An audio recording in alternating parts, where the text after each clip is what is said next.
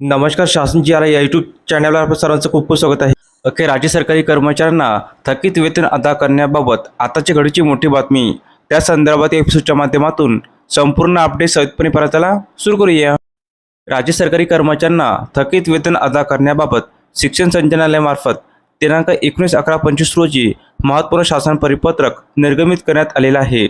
सदर परिपत्रकामध्ये नमूद करण्यात आले आहे की थकीत वेतन देयके हे शालार्थ प्रणालीमध्ये ऑनलाईन सादर करण्याचे निर्देश देण्यात आले आहे. शालार्थ प्रणाली सन 2526 मध्ये थकीत देयके ऑनलाईन पद्धतीने सादर करण्याची सुविधा उपलब्ध करून देण्यात आलेली आहे. त्या अनुषंगाने शालार्थ प्रणालीवर थकीत देयके सादर करण्यास सूचित करण्यात आले आहे.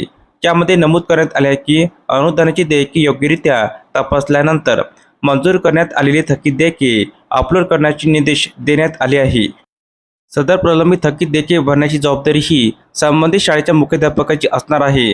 थकीत देयकामध्ये वैयक्तिक मान्यता, वरिष्ठ वेतन श्रेणी, न्यायालयीन आदेश, अनुदानाअभावी थकीत देयके इत्यादी समावेश असणार आहे. त्यामध्ये केवळ 1 ते 6 वर्ष व 6 वर्षापेक्षा जास्त कालावधी असणारे देयके दिनांक 31/12/25 पर्यंत सादर करण्याची सुविधा उपलब्ध करून देण्यात आलेली आहे. तर अशा प्रकारे राज्य सरकारी कर्मचारी संदर्भात अतिशय महत्त्वपूर्ण अपडेट या एपिसोडच्या माध्यमातून आपण पाहिली आहे.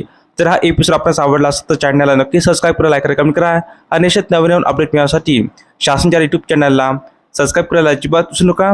धन्यवाद.